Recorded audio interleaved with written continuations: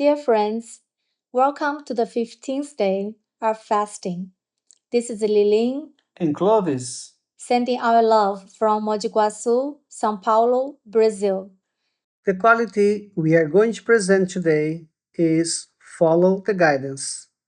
I would like to read you a quote about this quality.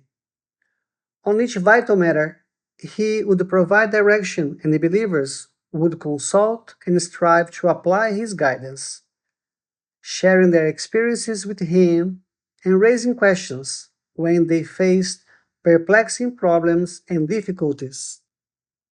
Then, taking into consideration the accumulating experience, the guardian would offer additional guidance and elaborate the concepts and principles that would enable the friends to adjust their action as needed until their efforts proved effective and could be applied more broadly.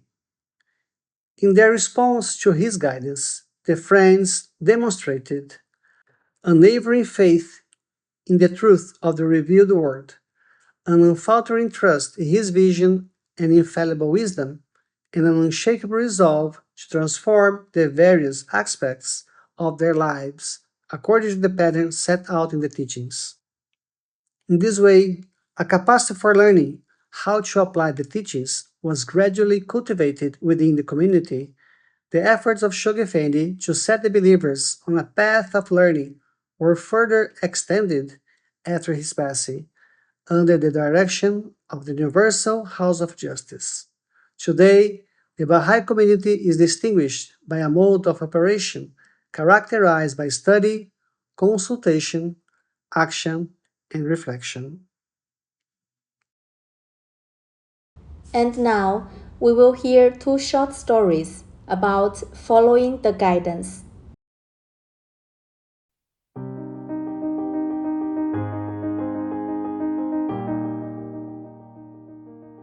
Hand of the Cause of God. Leroy Eoas shares a remarkable story of how Shoghi Effendi, the beloved guardian, came over one evening, his face alight with joy and enthusiasm. "We received some wonderful cables today," he announced, his voice vibrant with excitement. He proceeded to read aloud one of the messages, which had come from a distant Pacific island. The pioneer who had settled there had faced unimaginable challenges. His letters to the guardian were filled with heartbreak and frustration. He had been unable to find work. Making connections seemed impossible. The people were indifferent to his message, and he was relentlessly opposed by the clergy, by the government, and by the forces of discouragement pressing on all sides. Time and again, the pioneer wrote, expressing his deep despair and asking to leave. Each time, Shoghi Effendi would dictate a reply. He instructed Leroy to write to the pioneer to encourage him, to assure him that the guardian himself wanted him to stay. The guardian promised that the seeds he was planting, though unseen now, would eventually bear fruit. And now, at last, that promise had come true. "Not only does he have one local spiritual assembly," Shoghi Effendi said, his voice brimming with emotion, "but he now has two." The victory was profound, almost miraculous. Overcome, Leroy said, "Shoghi Effendi, the pioneer did the work, but truly, it is you who won this victory. If not for your unwavering support, he would have left." Shoghi Effendi replied solemnly, "That's right, Leroy. I tell you, I must remain here in the Holy Land. This is my seat of operation. But the friends must do the work, and if they will follow what I have told them, if they will consecrate their lives, if they will truly serve the cause, they will be astonished at the victories I will achieve through them." This, Leroy emphasized, was the Guardian's most vital message. The victories of the cause are assured, but they depend upon our consecration and action. One shining example of this consecration is the life of Violet Hoehnke, who embodied the Guardian's call with extraordinary dedication. Born on the 19th of November 1916 in Queensland, Australia, Violet's early years were marked by a profound spiritual yearning. Troubled by the ravages of war, she prayed fervently for purpose and found her answer in the teachings of the Baha'i faith. Encounters with Martha Root and Hyde and Clara Dunn deepened her commitment to her newfound faith, and she devoted her life to its service. In 1953, after attending an intercontinental conference in India, Violet arose to pioneer to the Admiralty Islands, now Papua New Guinea, becoming the first Baha'i to settle there and earning the distinguished title of Knight of Baha'u'llah. She faced immense challenges, steep mountains, treacherous roads, and stormy seas, but she persevered, driven by her love for humanity and her belief in the oneness of all people. By accepting invitations to stay in the humble homes of the local people, an unusual act for Europeans at the time, who practiced racial segregation, she demonstrated her deep respect and won their trust and affection. Known as Sister V, she was not only a trained nurse, but also a spiritual guide.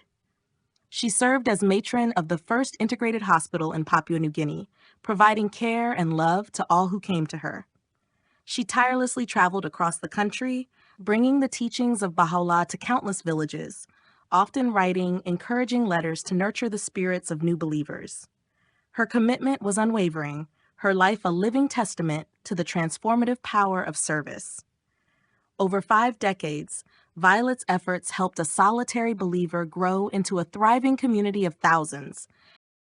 She wrote, "It is the responsibility of every Baha'i, wherever they reside and whoever they may be, to share these teachings of unity with everyone they meet, so that peace may come to Papua New Guinea and the world." With 252 local spiritual assemblies and Baha'is in more than 3,000 towns and villages. She became a citizen of Papua New Guinea in 1975, making the country her permanent home.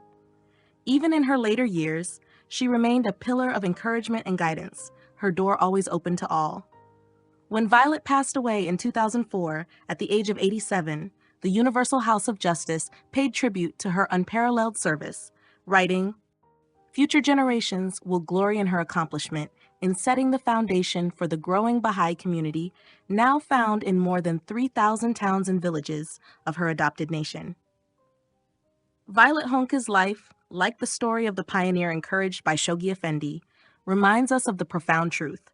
When we dedicate ourselves wholly to the cause, we become instruments of victories far greater than ourselves.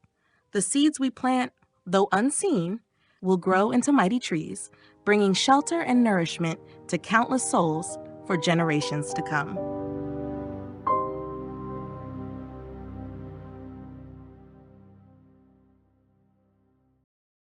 Dear friends, it was a pleasure to be with you. We wish you a wonderful day.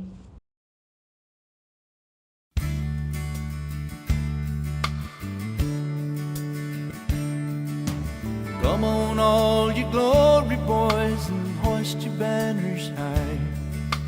Pillars of the light are shining from the Persian sky. The people are awaiting to hear the author's fame, and help us all proclaim the greatest name. Come on, all you ladies, and let love adorn your face. For now it has been written that you take your rightful place. A bird with only one wing surely will be lame,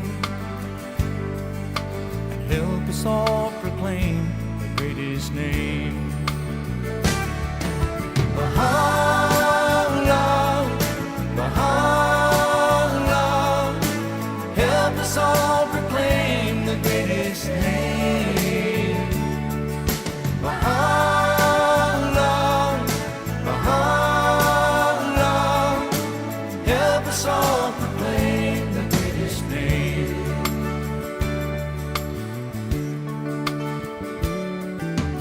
Come on, all you children of the kingdom, raise your voice. For God in all His mercy has given men a choice, and the hearts of desert people surely will see rain.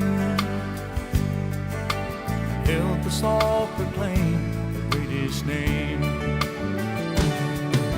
Baha'u'llah, Baha'u'llah, help us all proclaim the greatest name. Baha'u'llah, Baha'u'llah, help us all proclaim the greatest name.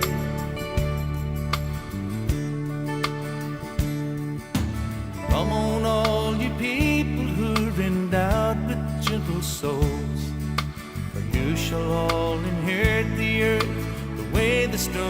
goes, and I will be a traveler who gently fans the flame, and I'll help you all proclaim the British name.